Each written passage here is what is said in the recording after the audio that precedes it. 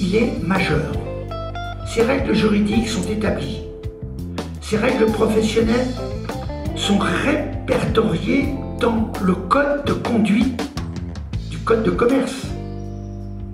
La démarche commerciale est donc parfaitement rodée, parfaitement identifiée par les consommateurs qui ont acquis la conviction que ce mode de distribution leur offre un service personnalisé comportant des protections exceptionnelles pour assurer des achats conformes à leur attente. La qualité du produit et du service qui l'accompagne incite à poursuivre les achats auprès des distributeurs et à recommander aux personnes de son entourage de s'intéresser à ce fournisseur.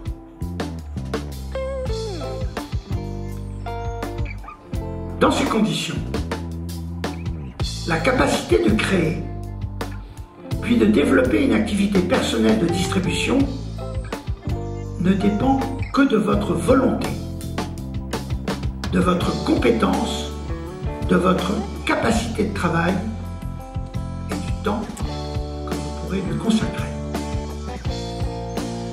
Cette perspective est une réalité, elle constitue une opportunité exceptionnelle, qui que vous soyez, jeune ou vieux, que vous ayez ou pas une formation, quel que soit le lieu de votre habitation, quels que soient vos moyens financiers, vous pouvez décider de créer un pôle de distribution et d'ambitionner de créer votre propre entreprise. Pour vous engager dans cette voie, vous n'avez aucun investissement à effectuer. Vous devez disposer d'une voiture et d'une bonne volonté, de votre acharnement, de votre courage pour sortir des chemins tout tracés depuis toujours pour les salariés. Cette opportunité est d'une remarquable efficacité puisqu'elle ne demande que du courage et de la persévérance dans une démarche qui a fait ses preuves. L'indépendance financière est évidemment prioritaire, mais elle s'accompagne de deux choses tout aussi essentielles dans une vie: la capacité de se créer des relations personnelles chaleureuses et la pratique quotidienne de valeurs morales exigeantes. Valeurs morales exigeantes. En effet, cette activité est faite de relations avec les personnes, qu'elles soient vos clients ou vos partenaires. Elle nécessite l'établissement d'un climat de confiance entre le distributeur et ses clients, satisfaits de la qualité des produits. De même, la relation entre un distributeur qui développe une équipe de distributeurs partenaires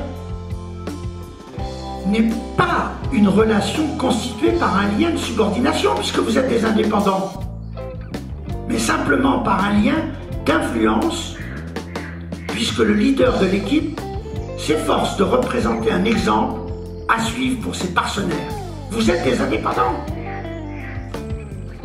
Si je t'aide à réussir, alors je vais réussir.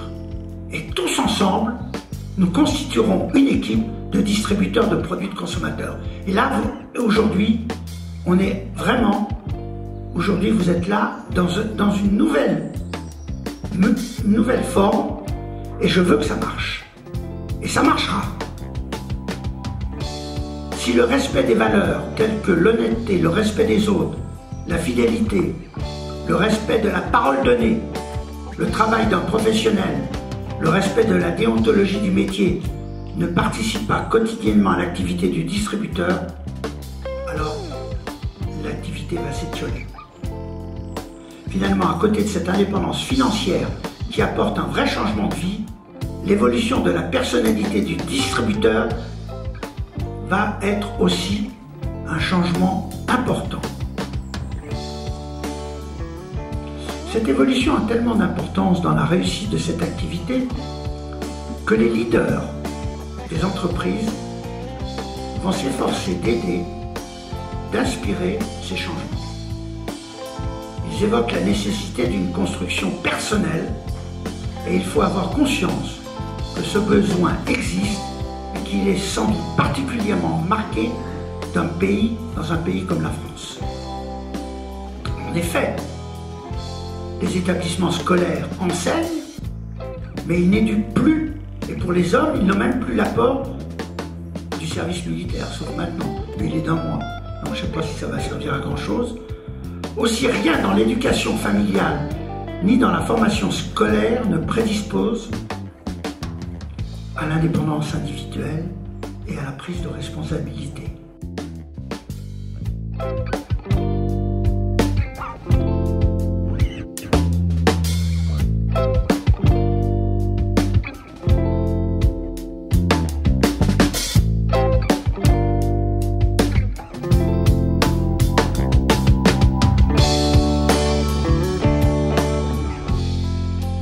Notion qui constitue pour beaucoup de nos concitoyens des frontières infranchissables.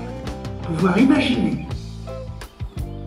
gagner sa vie en exerçant un commerce auprès de personnes de son proche environnement est une perspective qui apparaît trop souvent inenvisageable.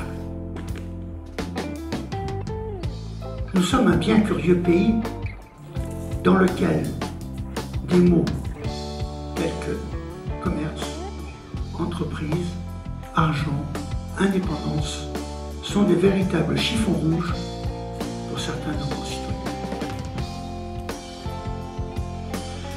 Ces a priori pour les VDI peuvent représenter de véritables freins pour eux-mêmes et pour leurs proches. Il est donc impérativement besoin d'acquérir une conviction profonde que la voie qu'ils ont choisie est un bon choix, durable et prometteur, et qu'ils ont besoin de poursuivre. C'est important pour eux d'y croire et de le dire, car ces freins facilitent la prise de conscience nécessaire du nouveau distributeur pour effectuer un véritable changement dans sa conduite et dans sa vie personnelle.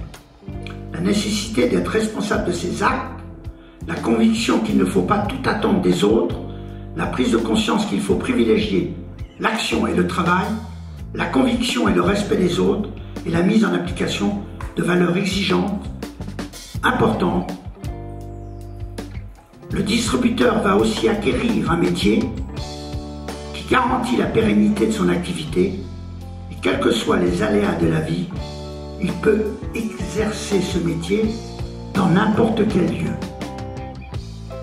Nous constatons aujourd'hui avec un grand plaisir que quand j'ai commencé il y a 10 ans, il y avait 50 000 VDI.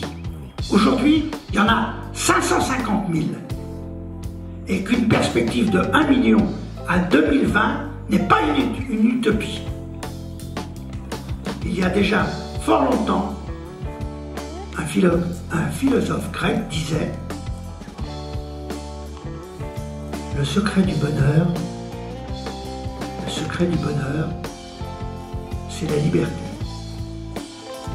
Et le secret de la liberté, c'est le courage.